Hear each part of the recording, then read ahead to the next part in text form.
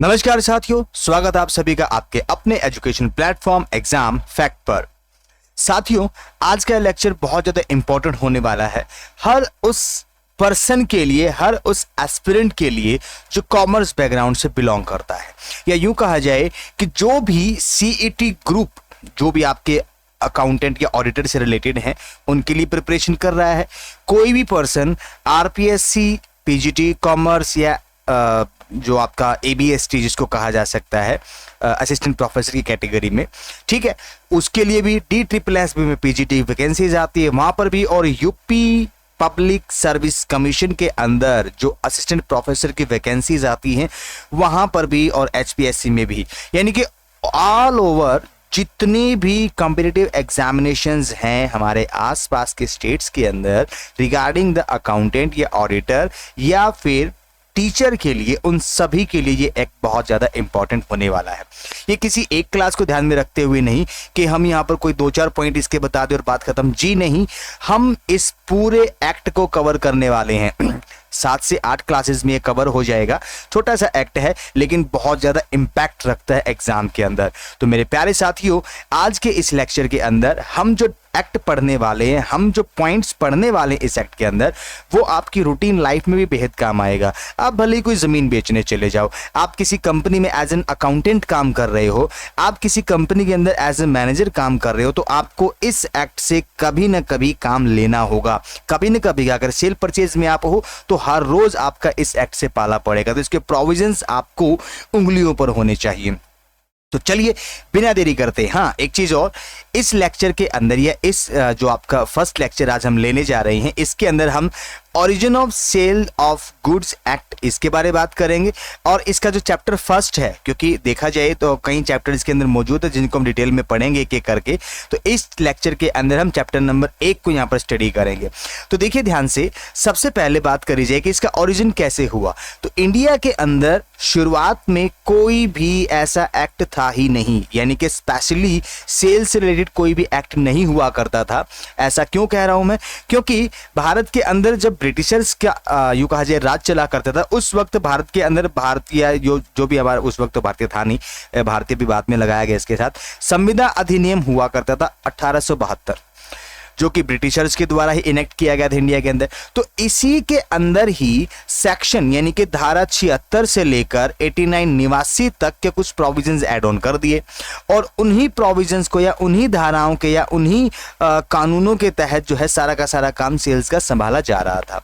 लेकिन धीरे धीरे एहसास हुआ कि अब सेल्स का जो एरिया है ना वो बढ़ता जा रहा है, और ये जो सेक्शंस यानी कि 76 से 89 तक है, ये अब कंप्लीट सारी की सारी जो डिजायर है, सारी की सारी जो एक्टिविटीज हैं, उनको कैप्चर नहीं कर पा रहे, उनको कवर नहीं कर पा रहे हैं। तो यहां पर फिर जो ब्रिटिशर्स थे इंडिया के अंदर, उन्होंने देखा या सोचा कि क्यों ना हम इसके लिए एक स्पेशल एक्ट ही ले आए। तो इंपीरियल लेजिस्लेटिव काउंसिल, जो उस वक्त के ब्रिटिश के टाइम के अंदर जो कानून बनाने वाली जो संस्था हुआ करती थी, उसने 1 जुलाई 1930 को भारत में ये अधिनियम बनाया और लागू कर दिया गया। ठीक है, कब लागू किया गया? 1 जुलाई 1930 को। और ये अधिनियम किसके ऊपर आधारित है, यानी कि कौन से अधिनियम का रेफरेंस इसमें बहुत ज्यादा देखने को मिलता है? तो उस वक्त यानी कि यूनाइटेड किंगडम, जब ब्रिटिश की बात करी जा रही, ब्रिटिशर्स का एक्ट था भाई, वो था 1893, यानी कि माल विक्रय अधिनियम 1893। उसी को बेस बनाते हुए या उसी के प्रोविजन या मोस्ट ऑफ प्रोविजंस को उठाते हुए भारत के अंदर ये 1 जुलाई 1930 को भारतीय या यूं कहा जाए कि भी जो आपका एक्ट है, इसका नाम सेल्स एक्ट जो है वो लागू कर दिया गया। सर इसमें संशोधन नहीं हुए क्या? सर बिल्कुल हुए। बाद में आजादी के बाद सबसे जो मेन संशोधन इसमें बाद में बहुत सारे हुए हैं, हालांकि 2019 में भी संशोधन हुआ है। ठीक है, वो क्यों हुआ है, उन सभी संशोधनों के लिए हम एक लेक्चर बाद में लेके आएंगे जब ये लेक्चर पूरा कवर हो जाएगा। उसके बाद जितने भी संशोधन हुए हैं उन सभी संशोधनों का एक लेक्चर भी, उसको एक ही लेक्चर में कवर कर लेंगे, वो भी आपके सामने होगा। तो आजादी के बाद 23 सितंबर 1963 में इसमें संशोधन किया गया, लेकिन इसके नाम में कोई फेरबदल नहीं किया गया। ठीक है भाई, इसको जो जैसा था इसका सेल्स एक्ट, इसको एज इट इज रखा गया। ठीक है, अब इस जो आज आपका लेजिस्लेशन है या जो अधिनियम है, इसके अंदर कुल 7 अध्याय हैं, यानी कि 7 चैप्टर हैं और 66 धाराएं हैं। कितनी धाराएं हैं? 66 धाराएं इसके अंदर मौजूद हैं। तो ओवरऑल देखा जाए तो शुरुआत में कोई ऐसा एक्ट नहीं होता था। भारतीय संविधान अधिनियम 1872 के अंदर ही कुछ प्रोविजंस थे, 76 से लेकर 89 तक उन्हीं से काम चलाया जाता था। बाद में 1 जुलाई 1930 को एक एक्ट भारत में लागू किया गया जिसको हम माल विक्रय अधिनियम कहते हैं। ठीक है, इसमें बाद में बहुत सारे संशोधन हुए, उनके लिए हम सेपरेट लेक्चर लेके आएंगे कौन कौन से संशोधन इसमें हुए। बात करी गई कुल कितने चैप्टर्स हैं, तो 7 चैप्टर्स हैं और कुल धाराएं कितनी है, वो 66 यानी कि 66 सेक्शंस इसके अंदर मौजूद हैं और हर एक सेक्शन की बहुत सारी उपधाराएं भी हैं, तो एक एक को हम यहाँ पर समझेंगे। सबसे पहले बात करें चैप्टर नंबर 1 यानी कि इसका जो प्रिलिमिनरी मुख्य पत्र कह सकते हो, स्टार्टिंग कह सकते हो, तो उसके बारे में चैप्टर नंबर 1 के अंदर कोई भी एक्ट आप उठा लोगे तो उसका चैप्टर नंबर 1 इन्हीं चीजों को डील करेगा, इसका नाम वगैरह के बारे में, इसके एप्लीकेशन वगैरह के बारे में। तो यहाँ पे सेक्शन 1 से लेकर 3 तक इसके अंदर मौजूद है चैप्टर नंबर 1 के अंदर। तो चलिए बिना देरी करते शुरू करते चैप्टर नंबर 1 और सेक्शन नंबर 1। सेक्शन नंबर 1 के अंदर क्या कहा गया, ये सेक्शन है और ये जो यहां पर लिखे हुए हैं ये सब सेक्शन यानी कि धारा, इसको हम कह सकते हैं हिंदी में धारा। ठीक है, अगर ना डबल लग गया भाई, कोई बात नहीं, इसको हम इरेज कर लेते हैं, नहीं हो रहा कोई बात नहीं, इसको हम यहां पे दोबारा ले लेते हैं धारा और इसको क्या कहेंगे, उपधारा। इंग्लिश में कहेंगे इसको सेक्शन और इसको कहेंगे सब सेक्शन, यानी कि section 1 sub section 1, section 1 sub section 2, section 1 sub section 3। Clear है? इस तरीके से हम इस सेक्शन के अंदर जो या इस एक्ट के अंदर जो सेक्शंस उनको स्टडी करेंगे। तो ध्यान रहे आपको ये पढ़ना भी आना चाहिए कि हाँ किसको क्या कहा जा रहा है। तो सबसे पहले सेक्शन 1 के सब सेक्शन 1 के अंदर क्या दिया गया, इसने कहा कि इस अधिनियम का नाम क्या होगा, माल विक्रय अधिनियम। क्या होगा भाई, माल विक्रय अधिनियम 1930, इसका नाम यहां पर डिफाइन कर दिया गया कि ये इसको कहा जाएगा। फिर इसके विस्तार की बात करी जाए तो देखिए इनिशियली जब भारत में ब्रिटिशर्स का राज था ना, उस वक्त तो ये पूरे भारत में लागू नहीं था। ठीक है, उस वक्त ये ब्रिटिश भारत में लागू था। ब्रिटिश भारत एक कोई स्पेसिफिक एरिया हुआ करता था, क्योंकि बहुत सारा एरिया तो कुछ मराठाओं के हाथ में था, कुछ कहीं ना कहीं या दूसरे एरियाज में था। बाद में जो है कि भी थोड़ा बहुत करके मर्ज किया गया। तो अब उस वक्त ये पूरे भारत में लागू नहीं था, लेकिन प्रेजेंट में ये पूरे भारत में लागू है। ठीक है, प्रेजेंट में ये पूरे भारत में लागू है। 1930 तक भी कुछ देशी रियासतें मौजूद थी, जिसकी वजह से थोड़ा सा प्रॉब्लम यहाँ पर फेस करनी पड़ती थी ब्रिटिशर्स को। यहाँ पर कहता है नंबर 3 पे, यानी कि सेक्शन 1 सब सेक्शन 3 के अंदर भाई इसका इनैक्टमेंट कब हुआ, इसको लागू कब किया गया, बोले 1 जुलाई 1930 को इसको लागू किया गया। आपको याद रखना है सेक्शन 1 सब सेक्शन 1 इसका नाम, सेक्शन 1 सब सेक्शन 2 इसका एप्लीकेशन, भाई वो संपूर्ण या विस्तार की बात करी जाए, और सेक्शन 1 सब सेक्शन 3 1 जुलाई 1930 को ये लागू किया गया था। ठीक है, उसके बाद सेक्शन 2, हर एक सेक्शन, कोई भी सेक्शन उठा लो, कोई भी बुक उठा लो, जब भी आप 11th क्लास में आए थे तो पहली बार आप अकाउंटेंसी पढ़ रहे थे, तब उस वक्त आपको टर्मिनोलॉजीज समझाई गई थी कि आप अकाउंटिंग पढ़ रहे हो तो इसमें कौन कौन से शब्द हैं जो एक स्पेसिफिक मीनिंग रखते हैं, तो उनका आपको पता होना चाहिए। तो वैसे ही सेल्स के दौरान आप बहुत सारी ऐसे टर्म्स का इस्तेमाल करोगे, तो उन सभी टर्म्स की डेफिनेशन यहाँ पर दी हुई है। सेक्शन 2 के अंदर वेरियस जो टर्म्स है ना उनके डेफिनेशन, जैसे सेक्शन 2 सब सेक्शन 1 के अंदर क्या कहा गया, भाई जो खरीदार होता है उसकी डेफिनेशन दी गई, खरीदार क्या होता है। तो यहाँ पे क्या कहा, खरीदार कौन है, तो इससे तात्पर्य एक ऐसे व्यक्ति से जो माल खरीदता है या खरीदने के लिए सहमत है। ठीक है भाई, खरीदार कौन है, बोले या तो जो माल खरीदेगा या जो खरीदने के लिए सहमत होगा, वो हमारे पास क्या है, खरीदार है। फिर बात करेगी सब सेक्शन 2 के अंदर डिलीवरी से क्या मतलब है, तो एक व्यक्ति से दूसरे व्यक्ति को कब्जे का स्वैच्छिक हस्तांतरण। हाँ, यहां पर मैं एक बात क्लियर कट कर देना चाहता हूं कि जो एक्ट में जो लैंग्वेज दी गई है उसमें भारी भरकम हिंदी के वर्ड्स इस्तेमाल होते हैं जिनको एक बार में समझ पाना काफी मुश्किल होता है। इसीलिए मैंने थोड़ी सी आसान भाषा का यहाँ पर इस्तेमाल किया है। कभी कोई भाई बंधु ये बोल दे कि नहीं एक्ट में तो ऐसा लिखा हुआ है वैसा लिखा हुआ है, मैंने यहाँ पर समझाने की भाषा का इस्तेमाल किया है। क्लियर है? यानी कि इनको कंप्लीट जो है कि भी हिंदी एक्ट को भी पढ़ा, इंग्लिश एक्ट को भी पढ़ा, फिर उसके बिहाफ पे जो कंक्लूसिव लैंग्वेज जो निकली उसको मैंने यहाँ पर इस्तेमाल किया है। ये मत मान लेना कभी कभी कि सर वहां पर तो जो टर्म है शब्द है कुछ और है, बस उनका सिनोनिम हो सकता है। ठीक है, चीजें वही है, मीनिंग वही है, कोई अंतर नहीं है, बस एक्ट के अंदर थोड़ा सा भारी भरकम लैंग्वेज का इस्तेमाल होता है भाई। अब डिलीवरी का मतलब एक व्यक्ति से दूसरे व्यक्ति को स्वैच्छिक हस्तांतरण करना, यानी कि किसी भी वस्तु की जो यूं कहा जाए कि भी फिजिकल ऑनरशिप है वो ट्रांसफर करी जा रही होती है, कब्जा है जो अधिकार है जो वो ट्रांसफर करा जा रहा होता है, वो यहाँ पर सब सेक्शन 2 के अंदर डिफाइन करा गया है। सब सेक्शन 3 के अंदर क्या कहा गया? बोले माल को डिलीवरी योग्य स्थिति में होना। ध्यान में रखना इस बात को, डिलीवरी योग्य स्थिति में होना यानी कि माल जो है कि भी वो आपका अभी क्या एक व्यक्ति से दूसरे व्यक्ति को ट्रांसफर होने की कंडीशन में होने की बात करी जा रही है। तो कहता है कि भी ये होता है तब जब वो स्थिति, यानी कि तब कहा जाएगा जब वे स्थिति में हो कि खरीदार अनुबंध के तहत उनकी डिलीवरी लेने के लिए बाध्य होगा। भाई जो भी बायर है ना, वो एक्ट जो भी अनुबंध उन्होंने आपस में जो भी कॉन्ट्रैक्ट किया, जो भी एग्रीमेंट करा है, तो उसकी कंडीशंस के तहत जो बायर होगा वो ऑब्लिगेटरी होगा, उसके ऊपर ऑब्लिगेशन होगी भी आपको ये माल लेना ही होगा, तो उसको डिलीवरी योग्य कंडीशन कहा गया है, डिलीवरी योग्य स्थिति कहा गया है। ठीक है, वो सब सेक्शन 3 के अंदर डिफाइन कर दिया गया। सब सेक्शन 4 के अंदर क्या कहा गया? माल के स्वामित्व के दस्तावेज। तो देखिए, आप अगर मान लो कहीं से भी माल मंगवाते हो या कहीं से भी कोई भी सामान मंगवाते हो तो उसके कुछ डॉक्यूमेंट्स उस माल के साथ आपको ट्रांसफर करे जाते हैं, उसको मिलते हैं, जिनके बिहाफ पे ही आप अपना मालिकाना अधिकार उस पर्टिकुलर चीज के ऊपर दर्शा सकते हो। तो वैसे ही जब आप इंटरनेशनल लेवल पे माल को इंपोर्ट करते हो तब उस वक्त आपको 11th क्लास में भी बिजनेस स्टडीज के अंदर पढ़ा होगा आपने, उसमें लदान बिल होता है, डॉक वारंट होता है, गोदाम कीपर का जो सर्टिफिकेट होता है, फिर घाट यानी कि बंदरगाह के जो ऑनर्स होते हैं उनका सर्टिफिकेट, रेलवे रसीद, ट्रांसपोर्टेशन की बात करी जाए तो अगर माल रेलवे से मंगवाया है तो रेलवे रसीद होगी। यहाँ पर माल की डिलीवरी के लिए वारंट, आदेश, व्यापार के सामान्य क्रम में माल के कब्जे या नियंत्रण के सबूत आदि आदि आदि, वो सब के सब यहाँ पर डिफाइन करे गए हैं और ये सेक्शन 2 सब सेक्शन 4 के अंदर है।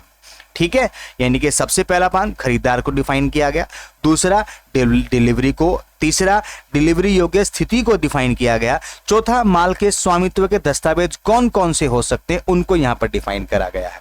क्लियर है? अब यहां से सवाल कैसा उठ सकता है तो उस चीज को ध्यान में रखें। यहां पर हो सकता है ऐसा सवाल हो कि खरीदार की परिभाषा निम्न में से किस सेक्शन में दी गई है या सेल्स एक्ट के किस सेक्शन में खरीदार की परिभाषा दी गई है। अलग अलग ऑप्शंस वहां पर आपको देखने को मिल सकता है, तो किसी भी एक को चूज करना हो सकता है। या फिर किस सेक्शन के अंदर यूं कहा जाए कि भी जो है कि सेक्शन 2 के अंदर किसकी डेफिनेशन दी गई है, सेक्शन 2 के सब सेक्शन 1 के अंदर किसकी डेफिनेशन दी गई है, ऐसा सवाल आपसे किया जा सकता है। या फिर आपको 4 डेफिनेशन 5 डेफिनेशन दे देगा और कह देगा बताओ सेक्शन 2 के सब सेक्शन 1 में कौन खरीदार की कौन सी परिभाषा सही है, निम्न में से कौन सही है। ऐसा सवाल आपको यहां पर देखने को मिल सकता है। या मैच द फॉलोइंग भी हो सकता है कि भी अलग अलग चीजें देके वो पूछ लेगा बताओ कौन सी आइटम कौन से सेक्शन में रखी हुई है। क्लियर है भाई? इस तरीके से क्वेश्चन आपके यहाँ पर प्रिपेयर करे जा सकते हैं। तो अब सेक्शन 2 का ही अगला पार्ट तो कहता है नंबर 5 पे, यानी कि सब सेक्शन 5 के अंदर बोले दोष को डिफाइन किया गया। दोष मतलब कसूर या फॉल्ट। इसका मतलब क्या है? तो कहता है गलत काम करना या फिर चूक हो जाना। वो सारे के सारे क्या है भाई? कसूर है, दोष है। भाई कोई डॉक्यूमेंटेशन में गलती हो गई या कुछ भी तो पर्टिकुलर पर्सन का दोष है, वो उसका कसूर है। फिर भविष्य के माल या फ्यूचर गुड्स को यहां पर एक्सप्लेन करा गया सबसेक्शन 6 के अंदर। ये क्या होता है? तो देखिए, बिक्री का अनुबंध हो गया, कॉन्ट्रैक्ट हो गया, उसके बाद विक्रेता द्वारा माल बनाया जाएगा, ठीक है, निर्मित किया जाएगा, बनाया अधिग्रहित किया जाएगा और फिर पर्टिकुलर पर्सन को ट्रांसफर किया जाएगा। तो ऐसे माल को हम कहते हैं फ्यूचर गुड्स। जैसे कि अभी भारत ने फ्रांस से राफेल्स जो है वो परचेज करने की डील कर रखी है, कॉन्ट्रैक्ट तो हो गया, लेकिन वो रफाल फ्रांस ने सारे एकदम से थोड़े ना दे दिए, वो धीरे धीरे बनाता जाएगा, डिलीवर करता जाएगा, बनाता जाएगा, डिलीवर करता जाएगा। तो इस लिहाज से जो आपका रफाल है वो क्या है, वो भविष्य की गुड्स होगी, फ्यूचर गुड होगी। फिर नंबर 7 पे यानी कि सब सेक्शन 7 के अंदर माल का मतलब क्या है, तो इसने कहा कार्रवाई योग्य दावों और धन के अलावा हर तरह की चल संपत्ति, हर तरह की चल संपत्ति, इसमें स्टॉक और शेयर, उगती फसलें, घास और जमीन से जुड़ी या उसका कोई हिस्सा बनने वाली चीजें जिन्हें बिक्री से पहले या बिक्री के अनुबंध के तहत अलग करने पर सहमति हुई है, वो गुड्स हैं भाई, वो सब सामान है, वो वस्तुएं हैं। क्लियर। सेक्शन 2 सब सेक्शन 8 के अंदर क्या कहा गया, एक व्यक्ति को दिवालिया इंसॉल्वेंट कहा जाता है। कब कहा जाता है, बोले जिसने व्यवसाय के सामान्य क्रम में, भाई रूटीन के टाइम पे जो भी उसके ऑपरेशनल एक्टिविटीज हैं उसके दौरान ऋणों का भुगतान बंद कर दिया है। ठीक है, यानी कि वो अपने द्वारा लिए गए कर्ज को चुकाना उसने बंद कर दिया है, या अपने ऋणों का भुगतान वो नहीं कर सकता। ठीक है भाई, देखो कोई भी लोन है उसका एक मैच्योरिटी पीरियड आता है, एक सॉल्वेंसी पीरियड आता है उसका यूं कहा जाए कि भी रिडीमेबल हो जाता है कोई भी लोन है ना कुछ समय के बाद, भाई हाँ अब इस ऋण को आपने पे ऑफ करना है, इसको शोधित करना है। तो जब उसका टाइम आ जाता है पे ऑफ करने का, तब उस वक्त अगर कोई पर्सन किन्हीं कारणों से अपने लोन की जो अमाउंट हो उसको चुकाने में सक्षम नहीं होता तो उसको दिवालिया कहा जाएगा, चाहे उसने दिवालियापन का कार्य किया हो या नहीं। ये टर्म है ना बड़ी इंपॉर्टेंट है, ध्यान में रखो। दिवालियापन का कार्य यहां पर बंदे की इंटेंशन को नहीं लिया गया कि भाई बंदे ने खुद को दिवालिया घोषित किया है या बंदे ने जानबूझकर, बोले किसी भी कंडीशन में हो भाई, अगर आपने लोन की अमाउंट नहीं पे करी, अगर आपने कर्जा नहीं उतारा, तो भले आपने जानबूझ के नहीं उतारा, भले आपकी कैपेसिटी नहीं है, तो आप इंसॉल्वेंट मान लिए जाओगे। अच्छा सर, अब सब सेक्शन 9 के अंदर क्या कहा, व्यापारिक एजेंट। अरे ये तो वही एजेंट है भाई जो आजकल हमारे जो है कि भी बहुत सारे देखने को हमको मिलते, जैसे कि भी LIC एजेंट। ठीक है, LIC के भी तो एजेंट्स होते हैं ना, तो वो क्या करते हैं, उनका काम है कि भी पॉलिसीज बेचना, तो वही चीज यहां पर आप लगा सकते हो भी ऐसा व्यापारिक एजेंट अभिप्रेरित है या माना गया है जिसे ऐसे एजेंट के रूप में कारोबार के प्रथागत अनुक्रम में या तो माल बेचने के लिए या बिक्री के प्रयोजन के लिए, माल भेजने के लिए या माल खरीदने के लिए या माल की सुरक्षा पर धन जुटाने का प्राधिकार यानी कि अधिकार प्राप्त या प्रदान किया गया हो या प्राप्त हो, ऐसे पर्सन को हम मर्चेंटाइल एजेंट यानी कि व्यापारिक एजेंट कहते हैं। जैसे कि भी आप देख सकते हो बड़ी बड़ी कंपनीज होती है, फर्में होती है, तो वो क्या करती हैं, अपने यहाँ पर एक मर्चेंटाइल एजेंट को अपॉइंट करती है, जिसका काम क्या होता है, कस्टमर्स को ढूंढना और उनको माल बेचना, सैंपल्स अवेलेबल कराना, उनको माल बेचना, और जब काम हो जाए तो या सेल्स कॉन्ट्रैक्ट हो तो माल भेजना, तो वो सारे के सारे काम कौन कर रहा होता है, वो व्यापारिक एजेंट कर रहा होता है। इसकी डेफिनेशन यहाँ पर सेक्शन 9 के अंदर यहाँ पर दी हुई है। उम्मीद करता हूं यहाँ तक आपको क्लियर हो गया होगा। अब सब सेक्शन 10 के अंदर क्या कहा, तो मूल्य, प्राइस, क्या मतलब है भाई, तो माल की बिक्री के लिए नकद प्रतिफल जो भी मिल रहा है ना, वो मूल्य है, वो प्राइस है, वो कीमत है। ठीक है, सब सेक्शन 10 के अंदर। अब सब सेक्शन 11 के अंदर क्या कहा, बोले संपत्ति, प्रॉपर्टी का मीनिंग कहा गया भाई क्या होता है, तो कहते हैं माल में सामान्यतः संपत्ति, न केवल विशेष संपत्ति, वो सब शामिल है भाई, सामान्य संपत्ति न कि केवल विशेष संपत्ति, भाई सारी की सारी संपत्तियां चाहे वो सामान्य हो चाहे विशेष हो, सब की सब संपत्ति के अंदर, प्रॉपर्टी के अंदर कंसीडर करी जाती है। अब ये चीज क्या सर, बोले यहां पर प्रॉपर्टी का मतलब कोई भी चीज आपकी है जो जिसके ऊपर आप अपना अधिकार रखते हो वो हो सकती है। ठीक है, अच्छा सर, तो ये जो डिफाइन करेंगे तो वहां पर देखा जाता है सिचुएशनल। जैसे कि भी हमने माल को देखा, माल क्या होता है, बोले कि भी माल के अंदर हम जब सेल परचेज करने जाएंगे तो हमारे शेयर्स भी हमारे माल है, हमारे डिबेंचर्स भी हमारे लिए माल, गुड्स की कैटेगरी में डाला जा सकता है। कोई भी चीज़ है जिसको हम बेचने जा रहे हैं या जिसका हम डीलिंग कर रहे हैं वो माल है भाई। तो वैसे ही कोई भी चीज़ जो हमारे पास है ना, जिसको हम प्रयोग कर रहे हैं, इस्तेमाल कर रहे हैं पर्सनली बेनिफिट के लिए, तो वो संपत्ति हो जाती है। तो वो संपत्तियां विशेष और सामान्य हो सकती है, तो बोले दोनों को दोनों यहाँ पर कंसिडर करी जाती है प्रॉपर्टी के अंदर। अब कहते हैं माल की गुणवत्ता, सब सेक्शन 12 के अंदर साफ साफ कहा गया माल की गुणवत्ता में उसकी स्थिति या दशा को शामिल किया जाता है। भाई माल की कंडीशन कैसी है, और माल जैसे मैं बात करूँ भाई, मैंने मान लो कि भी फ्लिपकार्ट से कोई सामान मंगवाया, तो मैं उसकी कंडीशन, वो टूटा फूटा हुआ तो नहीं है, तो उसकी कंडीशन, वही चीज यहाँ पर माल की गुणवत्ता, उसको यहाँ पर डिफाइन किया गया है। फिर कहता है विक्रेता, सेलर कौन होता है, सब सेक्शन 13 के अंदर साफ साफ कहा गया, यानी कि अधिनियम की सेक्शन 2 और उपधारा 13 के अंदर सेलर का अर्थ है वो व्यक्ति जो माल बेचता है या बेचने के लिए सहमत होता है। वाइस वर्सा है, ये बायर का वाइस वर्सा है, ध्यान में रख लेना। अब सेक्शन जो है कि सब सेक्शन 14 की बात करता है, उपधारा 14 के अंदर विशिष्ट माल का अर्थ है कि वो माल जिस पर बिक्री का अनुबंध किए जाने के समय पहचान की गई और सहमति हुई। ध्यान रखिए, विशिष्ट माल कौन सा है, तो वो माल जिस पर बिक्री का अनुबंध किए जाने के समय पहचान करेगी और सहमति हुई, भाई हाँ मुझे ये माल चाहिए। जैसे कि भी आप एक छोटा सा एग्जांपल है, रूरल एरियाज में आप भी रहते होगे, शायद आपने भी देखा होगा, जब हम कोई गाय भैंस खरीदने के लिए जाते हैं, तब उस वक्त हम उस गाय भैंस को, यानी कि सेल्स का कॉन्ट्रैक्ट कर रहे हैं हम आपस में, तो उस पर्टिकुलर प्रोडक्ट को देख के ही तो काम करते हैं ना, तभी तो सहमति देते हैं ना, भाई हाँ मुझे तो ये गाय चाहिए। या सिर्फ ये कहते हैं गाय भैंस भेज दो भाई, अब सामने वाला कैसे भैंस भेजेगा, उसकी बात तो नहीं है ना। तो ये विशिष्ट माल होता है जो कि उस पर्टिकुलर माल को कॉन्ट्रैक्ट के टाइम पे आइडेंटिफाई करने के बाद ही किया जाता है। तो वो माल जिसको कॉन्ट्रैक्ट के टाइम पे आइडेंटिफाई किया जाता है वही हमारे पास विशिष्ट माल की कैटेगरी में आता है। सेक्शन 2 सब सेक्शन 14 के अंदर इस बात को यहां पर कन्वे किया गया है। अब ये सेक्शन सब सेक्शन 15 बड़ा इंपॉर्टेंट है भाई, इसको बड़े ध्यान से समझ लेना। क्या होता है इस अधिनियम में, जो बात यहां पर है ना डेफिनेशन के अंदर, ये बोले कि भी लिखी हुई आपको 3 लाइनें लग रही होंगी, लेकिन ये 3 लाइनें नहीं है, बहुत बड़ा कॉन्सेप्ट है। ये क्या कहना चाह रहा है इसके अंदर, इसने कहा इस अधिनियम में प्रयुक्त लेकिन परिभाषित नहीं की गई, यानी कि आपका सेल्स एक्ट 1930 है, इसमें कुछ ऐसी चीजें आप प्रयोग करोगे या कुछ ऐसे टर्म्स या कुछ ऐसी यूं कहा जाए कि भी टर्मिनोलॉजीज का इस्तेमाल करोगे जो इस एक्ट में परिभाषित नहीं करी गई।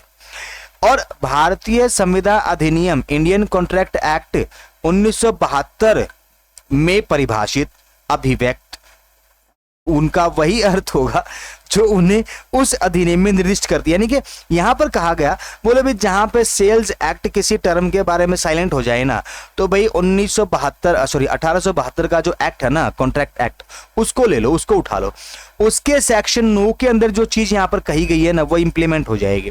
बोले अच्छा, तो हम फिर गए 1872 के एक्ट के अंदर और उसका सेक्शन नंबर 9 उठा लाए हम। वहां पे क्या लिखा हुआ, तो उसने लिखा हुआ भी प्रॉमिस एक्सप्रेस एंड इम्प्लाइड।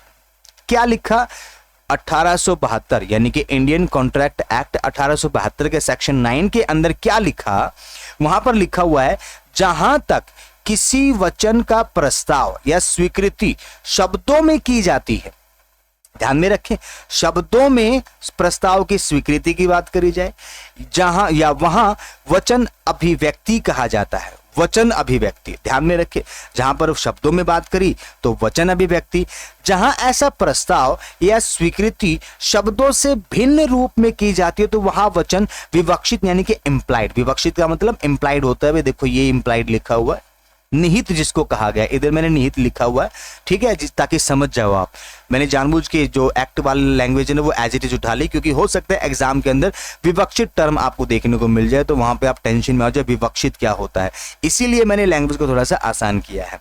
इसने क्या कहा, बोले कि भी यहाँ पर जो भी प्रॉमिस एक्सप्रेशन है ना भाई, वो क्या कहा, वो शब्दों में है तो उसको वचन अभिव्यक्ति कहा जाएगा, और ऐसा प्रस्ताव या स्वीकृति शब्दों में, शब्दों के अलावा किसी अन्य रूप में है तो उस वचन को विवक्षित यानी कि इंप्लाइड कहा जाएगा। जैसे कि आप लोग देख सकते हो ना, टर्म्स एंड कंडीशंस अप्लाई, ये क्या के है ना, ये इसी चीज का तो इस्तेमाल करते हैं ये लोग। आपने बहुत सारे चीज़ों के ऊपर देखा होगा कि भी आप, हाँ हम बेच रहे हैं, सेल्स है, लेकिन सेल्स के अंदर पीछे स्टार लगा देंगे और कहेंगे टर्म्स एंड कंडीशंस अप्लाई। ये क्या है, ये वही चीज़ है जहाँ तक प्रस्ताव या स्वीकृति शब्दों के भिन्न रूप में इस्तेमाल करिए तो उसको इम्प्लाइड कहा गया, भाई गर्भित कंडीशंस यहाँ पर शामिल हो जाते हैं कि भाई हाँ हम मान लेते हैं ऐसा। अब कहता है कि भाई सेक्शन नंबर 3 ये इस चैप्टर का लास्ट सेक्शन है, जो कि 1872 के जो सेक्शन 9 है ना, उसके प्रोविजंस को ही थोड़ा सा इम्प्लीमेंट करने की बात के आधार पर कहता है। वो क्या कहता है ये ध्यान दे, ये अपना सेल्स एक्ट का एक्ट है, वो है सेक्शन है, ठीक है भाई। सेल एक्ट 1932 के अंदर इसके बारे में क्या कहा गया है वो चीज देख लो।